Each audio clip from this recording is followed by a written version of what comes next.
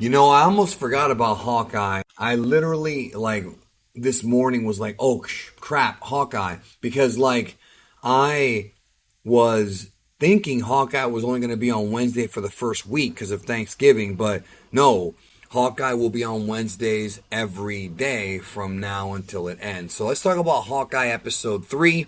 Episode 2 revealed Echo, aka Maya Lopez, who is deaf, who's the opposite of Daredevil in a way. And she's like I guess, the leader of the Tracksuit Mafia, but not really. We'll talk about that later.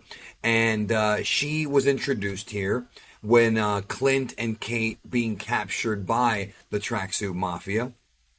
And we find out, like, the first part of this episode is dedicated to Echo's origin. So they quickly tell us that Echo's not really a villain, or at least a sympathetic one in this series. She's a badass, despite being deaf. And these characters are very inspiring for people who have these issues. I don't know if blind people watch or read comics. I would assume they don't.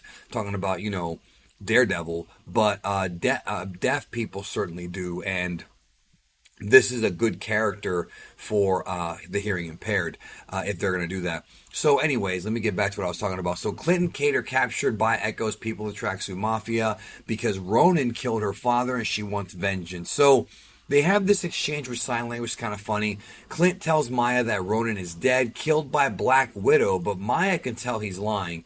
But it's pretty smart for him to have said that Black Widow killed Ronan, because that's kind of like not entirely a lie.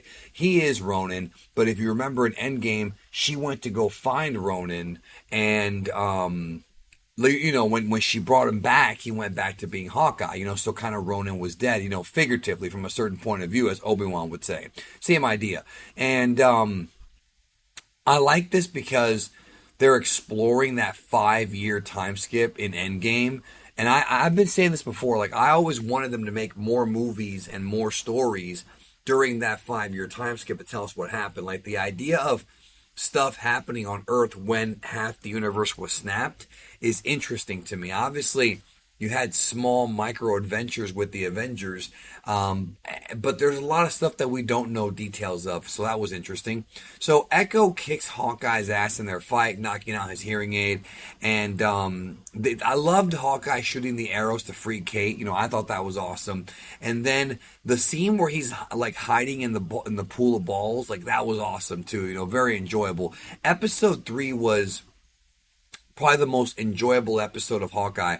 I feel like when they released episode 1 and 2 together, it was done that way on purpose, not just to have more content, but because they kind of work well together. I think the first episode on its own doesn't really hook me, but I think episode 1 and 2, if seen together, work. Same thing with WandaVision. If you remember WandaVision, they had to show 2 episodes in order for it to work. Because if you watch the first episode, people are just not going to be that interested. The first episode doesn't really do much as far as setting up the future, but the second episode does have like a real teaser.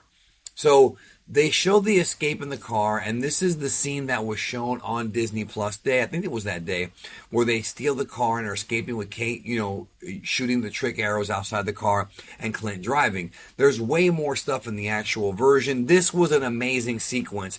This was probably my favorite pure action sequence they've had in a Marvel Disney Plus show. To me, I enjoyed this more. I would say, you know what? Some of the fight scenes in the Falcon and Winter Soldier show may have been a bit better, but as far as just pure, like, car chase mayhem, this was my favorite. I like this a lot.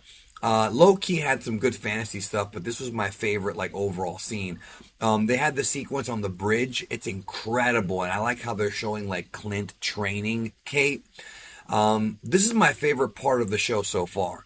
It was so well done. The fight scenes in this show are awesome, but like, this sequence was so well done.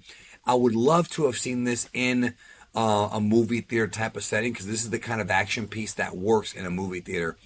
They tease more backstory with Echo, and we find out, that there's more to the Tracksuit Mafia. I'll get to that in a minute, but they have this scene with Kate and Clint together at like breakfast.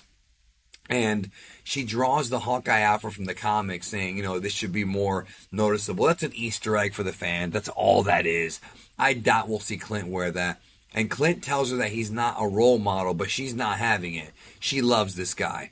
And I don't know if he's going to die at the end of this show or just retire. Hopefully he'll just retire, but you can tell that he's tired. You can tell that, he talks about in here how he's been in the business 20 years, and when you're a superhero, an espionage spy superhero, basically a sniper, 20 years is a long time. That's a lot of his life. And, after fighting aliens and cosmic beings, you kind of, at some point, want to chill out and retire. But here we go again on one more adventure. So Hawkeye knows more about the Tracksuit Mafia, revealing that there's somebody above Maya. Now, I don't know if it is the rumored character for the show that I'm not going to discuss here. There's another video I did about this you can watch. There's a big leak that could be a major character in this show from another Marvel Netflix show. I'm not going to get into it, but that's on the channel.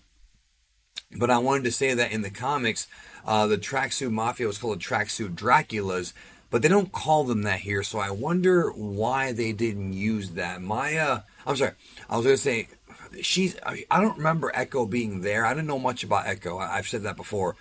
But it's maybe because the character Dracula isn't owned by Disney, I was going to say. I didn't think anybody owned Dracula, though.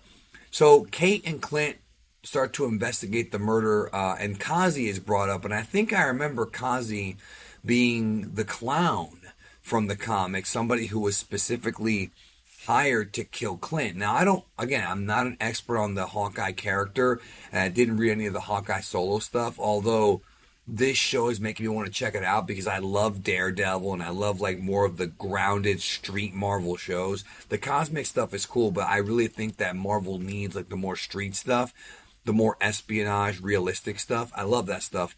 Daredevil, Hawkeye, some Spider-Man, even though they do have powers there, stuff like that. And I was enjoying this. Captain America too. So Clint looks around the place, and then suddenly Swordsman, who we know it's Swordsman, he is there, and he puts the sword to Clint's neck, and that's the cliffhanger for the episode. So I was expecting the reveal of who the real leader is of the Tracksuit Mafia, possibly to be teased here, but I'm guessing that'll be something for the season finale or series finale of Hawkeye whenever that comes. This show is obviously being done to set up Kate Bishop as being an Avenger, probably for the young Avengers, and maybe retiring Hawkeye, but honestly, like, I was, when I first saw the first two episodes, I wasn't sure this show was must-see. And I don't even know if it still is must-see, but I really like this episode. This is my favorite episode of Hawkeye so far. The action sequence on the bridge with the car was just incredible. All of it was just so well done.